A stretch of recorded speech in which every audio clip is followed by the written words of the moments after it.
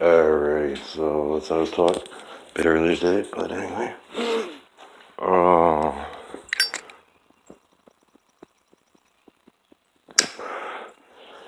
let's see, what should I talk about? That's simple. Reaction times and reaction zones often established between that of a country and that of being able to respond quickly to a war or to anything without having to go with a continental missile response. Pretty much, when you start talking about Syria, you got a lot of other things that you got to look at.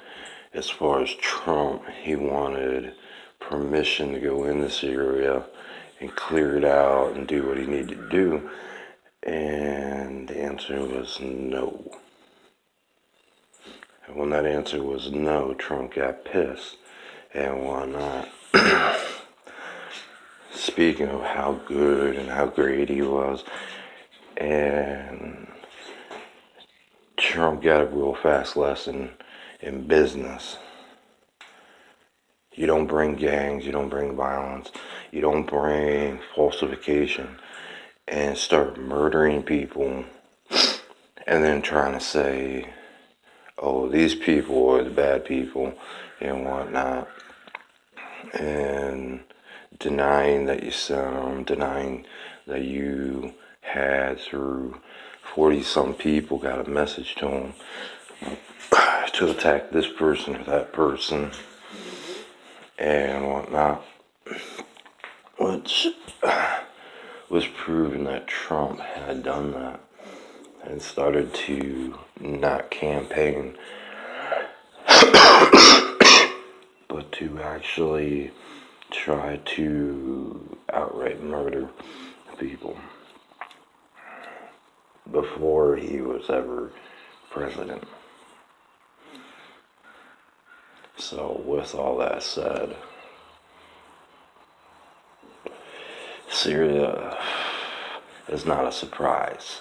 Syria wasn't a surprise that they would have Trump over the U.S. Army, I'll say that way. Not Trump, but have the U.S. Army sitting there threatening them in the sense of they're weak politicians. When I say weak politicians, you ever notice that all they ever do is sit down there and talk. They cause their own problems. That's why talking and policies with rules and regulations and law is a waste of time. 365 days out of a year, if you're going to sit there and talk and talk and talk and talk and talk, sooner or later you're going to end up running into a policy confliction. So far to the date, there's been so many laws made that they conflict, saying that the old laws are out of date, blah, blah, blah, blah, blah, blah. Now, the old laws worked. It's just that you couldn't have your casino, your prostitution buildings, with your prostitutes in there making money in the sense of a certain fact. And that is simple. Destroying people's lives. And that's where if you go overseas, you'll see it in their history that why Trump got exiled into the U.S. Why he's no longer allowed actually in Europe.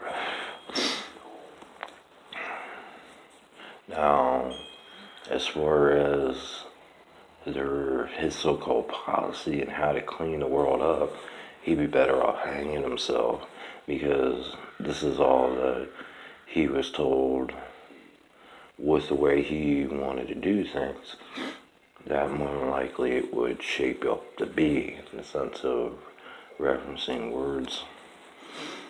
Now, as far as Syria, North Korea threatening Russia, I hate to say it, but you guys don't have missiles here sitting in the U.S. They got removed. dismantled so-called nuclear. If you don't actually look back and notice, you lost your stockpile of missiles. You lost your stockpile of high-end defenses. All that by 1990 was removed.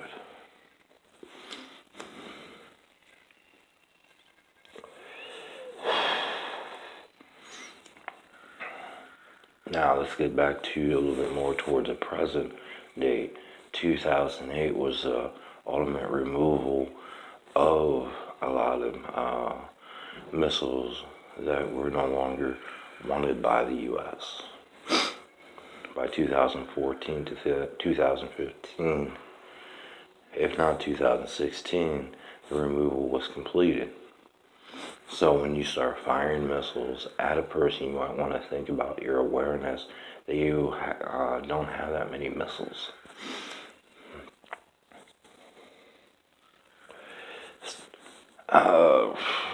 400,000 missiles going at someone is a weak object when you just start firing missiles for the hell of it.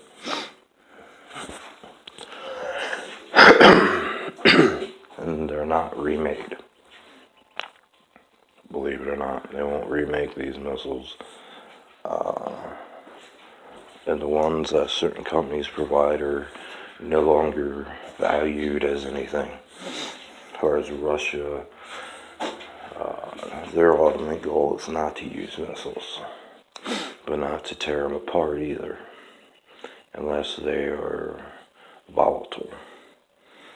It means that if you drop one flat on its side, that it will actually detonate.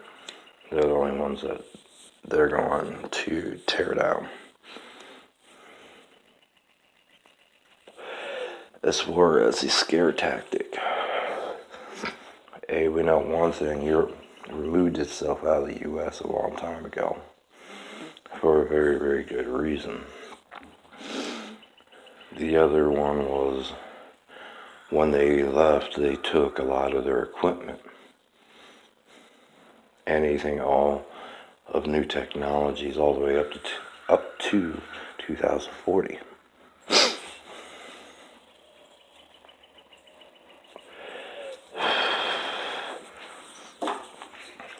As well as the removal of all old technology.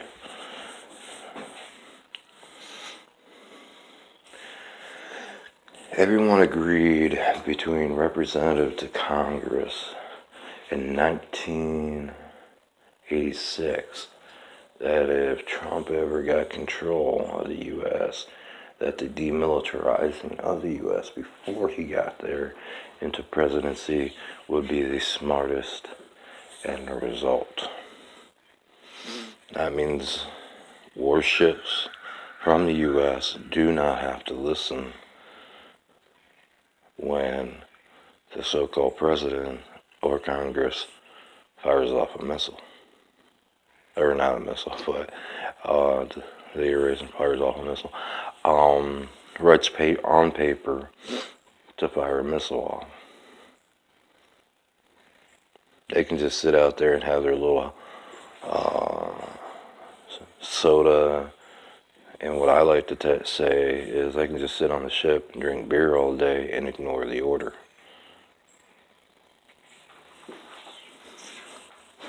Some of these ships have actually done this, so. Because the pact you signed, Trump, talking about certain paperwork, says that Trump will not initiate an action of war nor an article of war in declaration with that, where he has to go to the hierarchy to get permission. If the hierarchy says no, because he hasn't presented enough evidence for these attacks that easily could be dissuaded by a military army, instead of going to helicopters and aircraft and warships, where it says clearly that he promises by his declaration of what he writes, stating Donald Trump plus all his old names, that he would not make or try to create an act of war against any country. Up until this date, I haven't got any real letters that say that there was a need for an act of war. So therefore, I know I didn't sign it. I didn't approve it. To where Trump, if he did an act of war, would find out with the rest of this paperwork why war is not, in the sense of using technology like tanks, even manual tanks, is not worth it. Upon going after North Korea, you're going to end up getting a response from China. China does not have to side with the U.S. because it is wanting to fuel coal or any other resource under North Korea. The biggest thing they're going after is what's called mercury.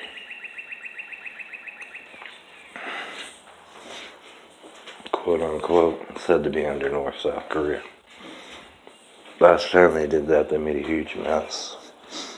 A mess no one wanted to clearly clean up, because they had no technology that could remove mercury successfully. Last time I looked, it wasn't mercury.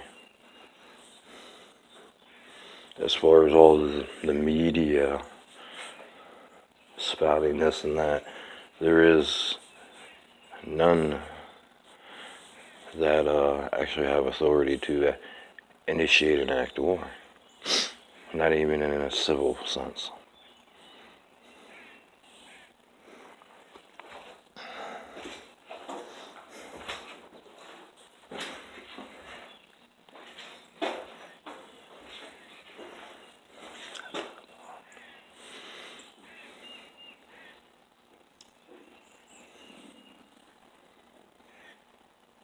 Takes more than one person, Trump, to initiate an act of war. Takes more than one country, even though Russia is big enough to actually do that. For Britain and Scotland, you might want to get off your hiatus.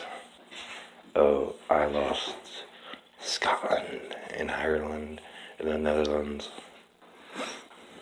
You knew as a fact that if you crossed that line, you would end up being in North America. North America is not fun. Nor is Canada, nor is South America.